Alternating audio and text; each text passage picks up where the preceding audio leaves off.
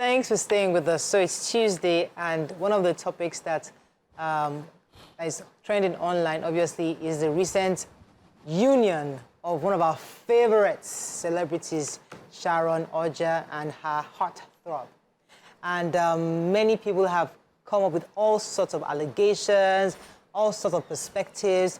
And the reason we're discussing it is because we just feel it's important to discuss certain things that shapes the minds of our society, shapes the mind of our young people, and possibly contradicts what we have raised young women and even young men to do in society.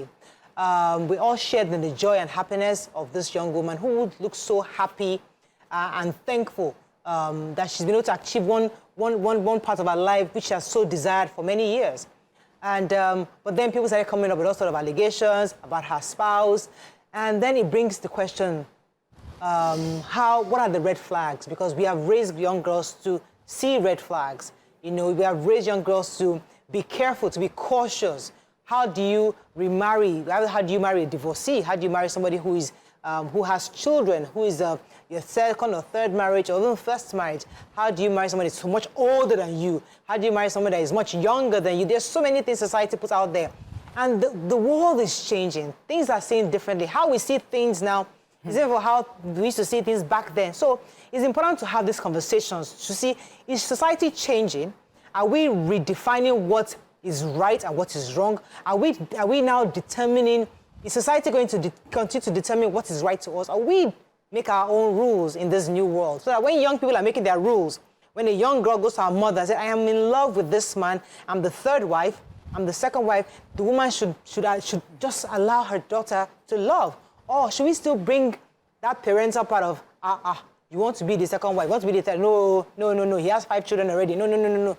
How do we begin to shape society going forward? That's really the conversation today. You can call us on 081-0764-1679, 090-241-63440. You can also tweet to us at TVC Connect. Please hashtag your view TVC so we can read the tweet. So there are lots of young people who desire non-marriage. As I said before, marriage is not for everybody. Some people are content being single, and that is fine. But for those who desire it, they are getting to a point in their life where they're like, you know what, I don't care if it's a second marriage, if it's a third marriage, if I'm the 6th wife, as long as I'm okay. I've gotten to a point in my life where it's not about how many marriages I had, it's about my happiness. What are your thoughts? Do you think we should still consider red flags red flag? Or we just see it as somebody's opinion? So, I'm so happy for Sharon. She's such a sweet... She's our nice little puppy doll. Yes, sweet, beautiful, and you know, the love and all of that. It was such a beautiful wedding to watch. And then the news came out. Immediately the news came out, and it was that, oh, she's marrying someone who's been married 3 other times in the past few years. She's the 4th marriage in the past 5 years. I was like, I hope this is not true, then God forbid. Let them just come out and say, let there be a disclaimer, but there was no disclaimer. So this allegation lingering might or might not. We still don't know for a fact because there hasn't been a proper rebuttal concerning it. And I just felt very sad because I am all for red flags. I'm all for red flags because trauma always comes back if you don't heal appropriately. If you don't deal with trauma, it will repeat itself. This circle, this thing, you can escape it in one way, it will come back and haunt you. Many people carry burdens over the years, and it keeps making them fall into the same trap over and over again until they heal from it. I know someone who broke off her engagement when she heard about the other engagements the guy has had. This one is not wedding, no. Other engagements, and saw the handwriting, and they had an agreement that let's just break up this engagement. Let's both go into therapy. It was not a usual thing. Till now, this is a year after that breakup. They have not back together, but they are still going through therapy because they needed to deal with some of the things that is leading them into getting into relationship, but not making the full commitment at the end of the day. So if there is something like this going on, this is major, as in it's not just red. I don't know, can anything be more red than red? This one is a waving red flag. Now, that's not to say that there can be positives to this story. Maybe he has gone through his therapy, maybe he has healed completely, but the the period of the entire thing was very short, as in from 3 months. Meeting to proposal to wedding, 6 months, 7 months, all, the entire relationship. I'm all for love at first sight. You know, I'm a loving girl. But I always like when you go into love, don't let love blind you. Open your eyes because, you know, it's life. Life is life.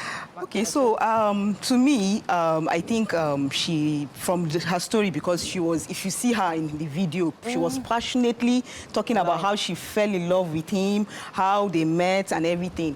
And to me, I think she's in love, and I think they should let her be. Yes, the guy may have a bad past or something, but that shouldn't be, because we Nigerians were too judgmental. Yeah, because it's possible that he must have learned from his first, second, third, and maybe this one will work out. We don't even know. Yeah. We are not even sure that, we don't even know that maybe this marriage will be the last one. Yeah. It could be the last one. And it could be that, we could be searching, you could be searching even in marriage. So let's see how this... That's so true. Yeah, so I mean, I like those angles, because the idea really, one of the reasons why this show exists is to bring different angles to the table so that people can understand. We don't like to just sweep issues under the carpet, because we're so used to let's just flow. Because let us analyze each situation and understand it so that we can then replicate or remove certain things from our system. Let me come to you. What are your thoughts on this beautiful love story? So first, she killed me when she said you can still be searching for your marriage. That's a good one. Anyways, first off, I want to say a huge and big congratulations to Sharon Ooja and her husband. I watched the whole movie, fairy tale and everything, and man, I think I have to start planning your view wedding very soon. Anyway, put me in prayer. You know my score is too much. So anyways, so I'm going to take this from different 2-3 perspectives. Okay. First off, like I always say, man, know thyself. No because. Why am I saying this? We need to understand and respect the fact that people go into marriages for different reasons. Yeah. So what you might constitute a red flag might not be a red flag to me because my reason and intention of going to that marriage, I don't care about the red flags. I'm going there, I have a goal, I have an aim, I have a time frame. I want to go in and come out. I want to go there, stay there because I want to achieve something, right? And only individuals know the reason why they are going into something. Yeah. One, that's first off. Second off, red flags are red flags. And I believe that I love when people make informed decisions, whether there's a red flag or blue flag or purple flag. Why am I saying this? If, for example, the guy was open enough to say, I've been married 3 times within the past 5 years, and then the lady or I am comfortable with that, and I'm making my decision based on an informed information I already have, it's up to me, right? Where I have a problem is if the guy hid the fact that he was married 3 times, and then during the course of this wedding, that information comes out. Yeah. When you have an information already, you're an adult. Yeah. Whatever you choose to do with that is your business. You understand? We need to respect people's choices and decisions. It's okay to make mistakes. You come out, moreover, nobody is tying you there. If it doesn't work out, you come out, 4th marriage, the 5th marriage, people are dying every day. Man, just leave. I love the way she was smiling and happy and glowing. If you have that in that moment, you're living in the moment. And if it doesn't work out, it's still okay. When I was younger, the reason why I'm not married till now is that, see, I'm an overthinker. And as an adult now, I'm learning not to overthink certain things. Yeah. I would think the pros, the cons. I think 10 years... You're a lawyer. Yeah, and I think 10 years, I'll say, this marriage, can I see this guy waking up beside me the next 10 years? I overthink things, and then I just keep jumping and say, no. But now as an adult, I'm saying that I don't have to think beyond this time. I'm not even God. Can I just be happy and live? Now, supposing I finish thinking everything, and then tomorrow everything just changes. Pack up safe. Pack up. Live in the moment. Live in the moment. What are the odds? Be happy. See, Nigeria and the world is so difficult. A lot is going on, right? If you can get happiness in this thing, and if she can get a child out of it or whatever it is that is her goal or aim in going into it, and for the guy too, can they live? Okay, I like that analysis. I mean, I like what I've heard so far. But my question is, this is the same society that would advise it. There's a young girl right now in church. Not a celebrity. She's doing the right things in her own mind. Going to church, going to midweek service, serving God, doing everything, and trying to do the right thing. Marry somebody who has never been married before. And then she meets a guy who, 3rd marriage, and she really loves the guy. Now, maybe he's even a Muslim, and she's a Christian, and she is just in love with this guy, and she believes that this is her soulmate.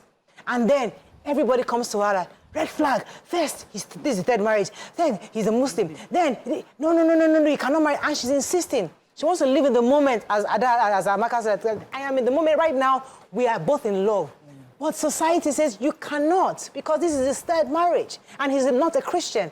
How does she navigate? That's the conversation. No, so when I saw the wedding on Saturday, I actually told my husband, I said, this life is not balanced. It's not balanced. This life, the fingers are not equal. The life is not balanced.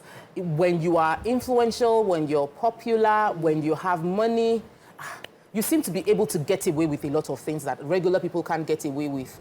You think you can bring in a celebrity pastor to conduct your wedding. In typical church system, Pentecostal churches, the pastor will not join that marriage if you did not go through marriage counseling. There are many requirements, and your family, this one, that one, because they want to be sure, like, we are putting our seal on a wedding that we can vouch. But how much scrutiny?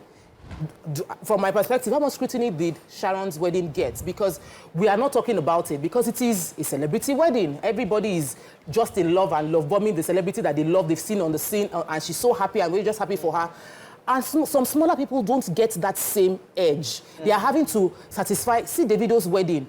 The typical Igbo wedding, you are going to the village. But when you have money, you bring the village to Lagos. You know, like, when you have money and you have influence, you will get away with a lot of things. And I don't think it's necessarily right. So some people will look at me and feel like, you're being too traditional, you're being too strict. On this same show, we have discussed red flags. I've discussed the fact that it's important for you to open your eyes, because when you get into it, the stories we hear are pathetic, and sometimes it can derail your life. So it is important that you look ahead, and I am all for maturity, you know. So that's why I'm saying that. There are decisions you make in your 30s and in your 20s that you probably can say, oh, I'm making, but when you're in your 40s, it is a different ball game. I'm talking about you're young. So I like where we're going. So is it possible that even though there's a red flag, just like Ramatu said, this is a love story that actually was intended, and it happens that they live happily ever after. Then, if it happens, hopefully it does, can we then reteach, re-educate our young girls to focus on love and not the red flags? No. I don't believe in that. Let me just quickly say this. If, and I'm praying, I'm not even if, I pray this marriage has that love, happy ending. With all marriages, there are ups and downs. It's just about you navigating through it. If, and I pray it goes through, what will have happened is that the two people have learnt their lessons. They have gone through therapy, maybe through someone or themselves working on each other. It is not just love that will give you sustained marriage. So don't focus on love if you see red flag. Focus on the maturity of both of you to handle the reality of the challenges that will go on in that marriage. Let's go on a short break. When we come back, we continue the conversation. Stay with us. We'll be right back.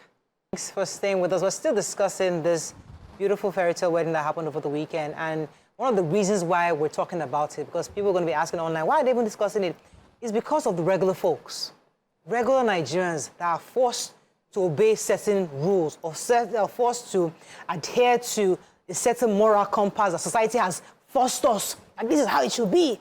You know, I get messages from people who, for whatever reason, the family says, you can't marry this person, you can't marry that person. And they really wanted to marry the person just because they were in love with the person, regardless of the social economic status. They just wanted love, but love wasn't enough. Because they just felt that, listen, my family says that this person, there's a red flag that I must not enter this marriage. Because of this red flag, I can't enter the marriage. So when we see pastors supporting marriages like this, when we see the whole Nigeria standing still for marriages like this, when we see even the celebrities participating, we're saying, okay, validating something. The girl, the next gen, the Gen Do next door, the Sikira, that want to do the same thing. Why are we all then against it? That's really the conversation. Should we then allow people to fall in love with whomever? And if the marriage breaks, as she has said, it's okay. Let's move on. Let's not make it as if the divorce and breakup is the end of the world. In that moment, you're happy. Are we saying that girls should be allowed to enter these marriages? Okay, for me, love is not enough to keep a marriage. Love is not enough to keep a marriage, because there are so many things that comes in when you get married. At some point, the love dies. And when it dies, what else? It's not that it dies, maybe it reduces or something. When it happens, what next? What now happens? Okay, so where you were saying something like maybe the guy is a Muslim and the person is a Christian and all of that, before you even get attracted to someone, the person will have some qualities that will sync with what you want already. So religion is part of it. Love, yes, it's there, but there's more in marriage than just love. Right. So I think love is not enough for you to just have, and then you say, yes, you want to live in the moment and everything. Issues can come up in marriage, and you need other things. Like, for example, if you are in a marriage, maybe something happens, you need the scripture, you need the Bible or the Quran to lead you through those problems. You read through, and then you get through those kind of problems. So I don't think love is enough for anybody to Do you have any comments on social media? Well, I also want to say that people can change.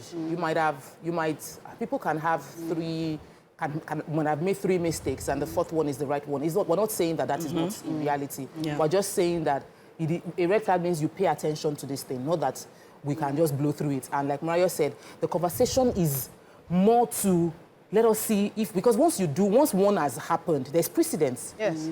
Then I'm like, see, she has done now, so why are you stopping me from doing, what's holding me back from expressing? And sometimes we think, let's live in the moment. And I'm all for being present. But when we live in the moment, the things we do in the moment impacts our future. The things we do in that moment impacts our future. And as much as possible, let us always give that balance view. If you live in the moment, the repercussions will be on your future. If you are willing to chest it and go. A man can recover from having 3, 4 wives. Very few women are able to boldly say, oh, I've had 3, 4 husbands and I'm moving on. Our society isn't that fair. And it's sad. It's not right, but it's happening. So we celebrate the few women that are able to get that 2nd marriage or 3rd marriage because it is not normal. They'll start counting it for you. You have children, you have married once or twice, you are old cargo. But for the men, we'll talk about this and then we move on. So let's just... So I'm going to talk from the pastor and the church perspective. I'll talk from the maturity perspective, then I'll talk from a personal perspective. So for the church perspective, I've never believed, one of those people that have always been against that the church does pregnancy tests for people before. I think that's violating your personal space. That's too invasive. I don't get it. I don't understand why people go to those churches. It beats my mind. Because, like you said, for certain Pentecostal churches, you said that celebrities get away with a lot of things. Look at Davido, look at Chioma. They've had kids, and everybody's celebrating them and stuff, and nobody's even talking about them. But if it was just a regular member of the church, they'll tell you to go and sit down at the back of the church. They will ostracize you and all those things. I've never pleased, as in people should live. Christ, our God, in Islam too, the Savior came for the sinners, not the people that are righteous, the saints. So let's take that aspect. The maturity. A man can meet a woman and vice versa when they're immature, right? And then they might get married and they don't even get the grasp of certain things, or at that point in time, they've not even understood who they are as a person, and then it might not work out. And then when they get matured and they meet somebody else, it's entirely different, right? And then patience. You find out that as you're getting older, you're more patient and more tolerant of certain things that you won't have been when you were younger. So we also need to put those factors into variation, especially when judging in such situations. Then let me also come from a personal perspective. What one person or your family or people might consider red flags might not necessarily be a red flag when you look at it in the long run. Why am I saying this when you talked about the young girls, right? First of all, it's important as a young girl or as a human being to be confident in who you are and the choices you want to make, right? And it still takes me back to that know yourself. Like 14, 15 years ago, I fell in love. I was madly in love with somebody.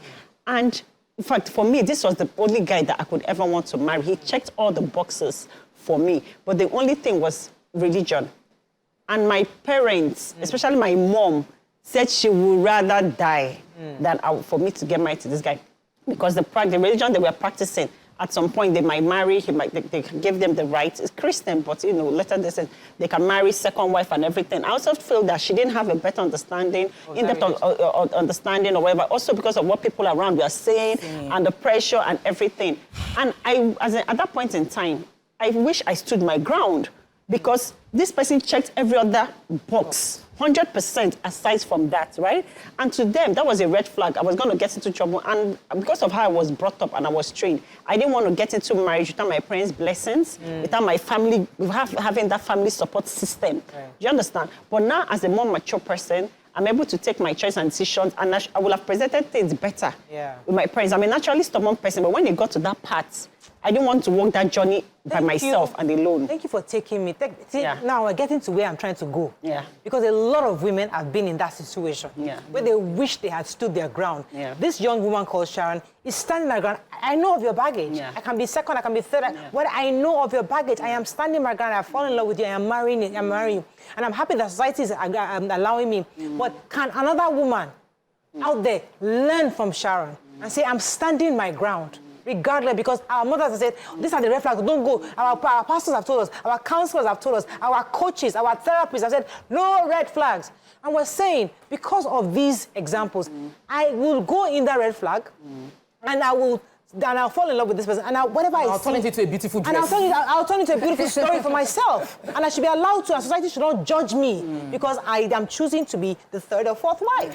Like I said, as far as you're making your decision and choices based on information, you're informed, you know yourself, and the man has been transparent enough to put his cards on the table. When someone puts their cards on the table, people have HIV, and people are marrying them. People have life-threatening issues. And it's when you deceive people in making certain choices and decisions, that's why I have a problem. So I agree with you in terms of making your decision. But, you know, we also have the Yoruba proverbs that says that what an adult can see sitting down, even if you climb ladder as a young person, you might not see it. And in most cases, it's valid.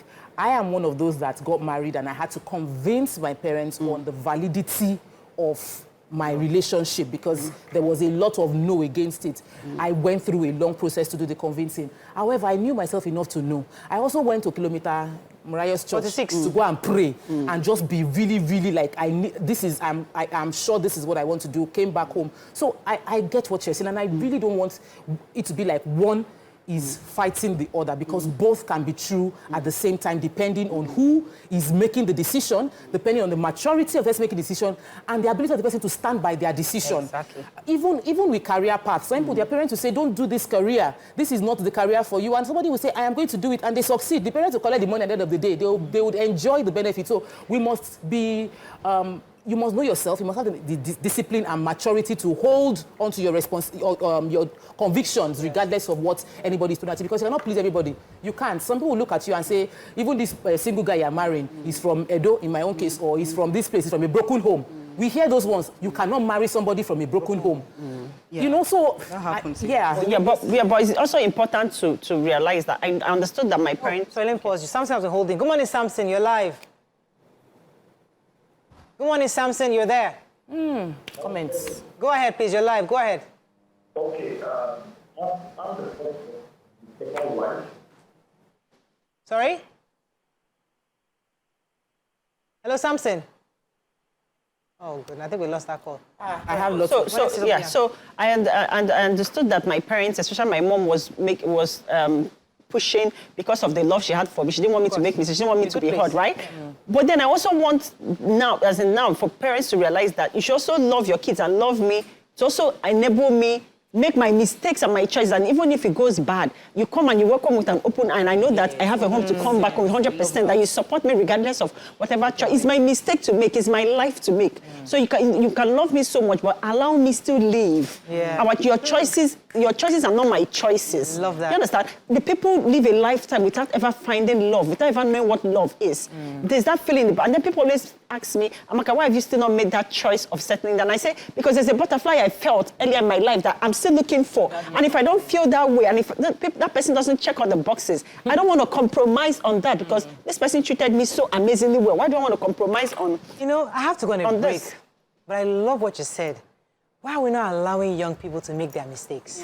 Do you see that? Stay with us. Yes. We'll be right back. Thanks for staying with us. We're still discussing this wedding over the weekend. And there's something that they say in church, that God hates divorce, but God doesn't hate the divorcee. So God hates the process, the act of divorce, but doesn't hate you as a person. So in that case, is it okay, therefore, for a young person to be allowed to make mistakes? All of us screaming, red flag here, red flag there. Should we, just like you said, because some red flags are there, if you go into it, you make the mistake, you end up being a divorcee.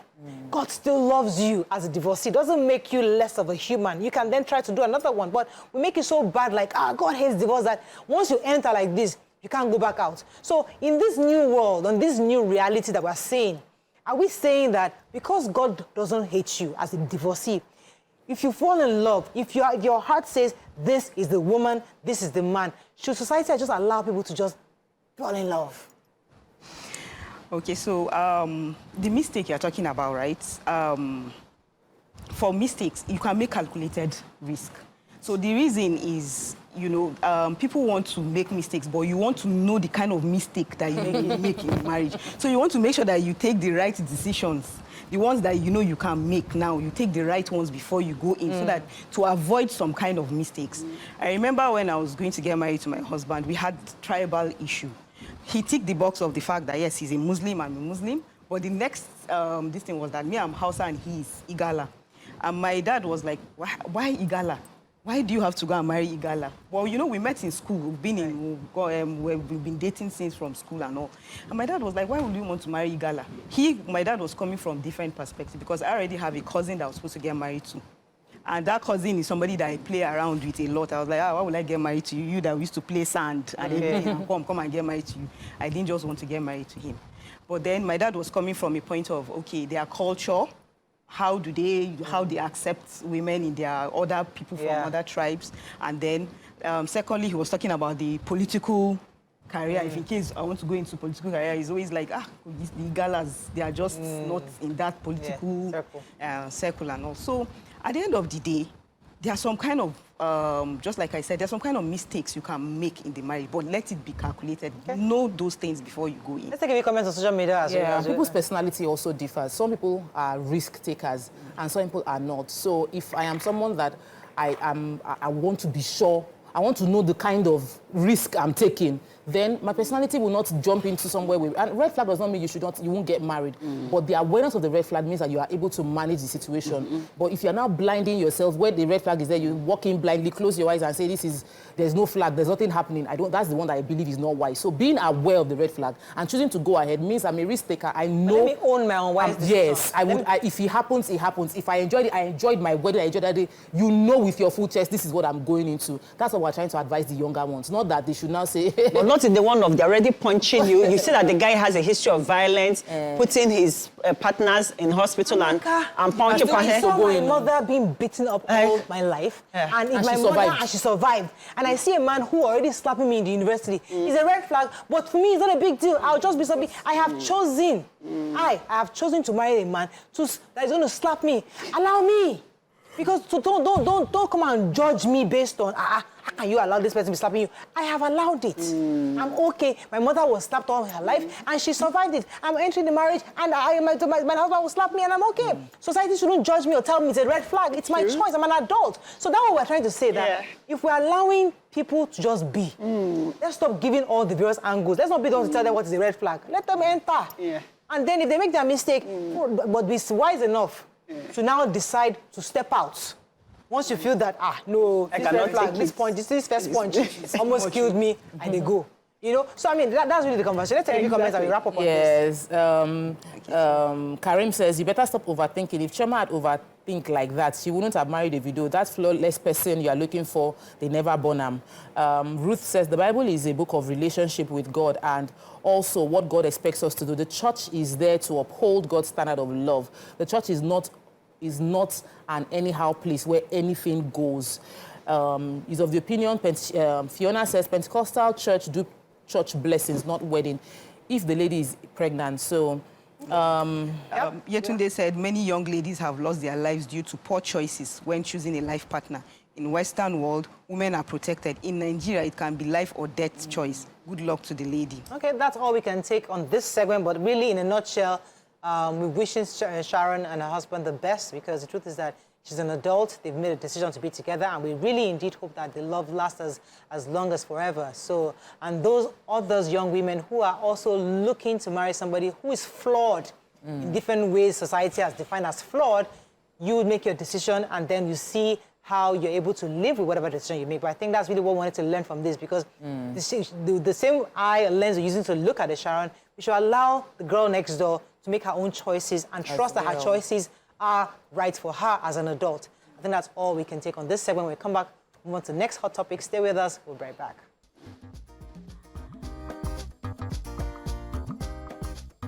Stay tuned. Your View will be right back.